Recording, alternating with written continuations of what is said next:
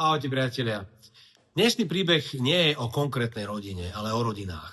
Za 7 rokov mojej práce v tejto branži mám tých rodín naozaj veľa.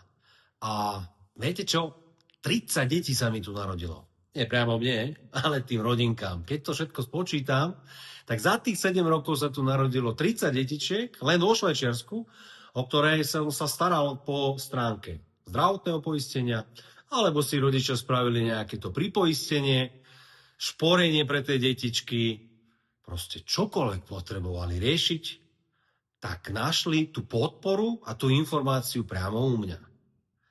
Tých rodín je naozaj veľa a budem rád, keď vás bude ešte viac.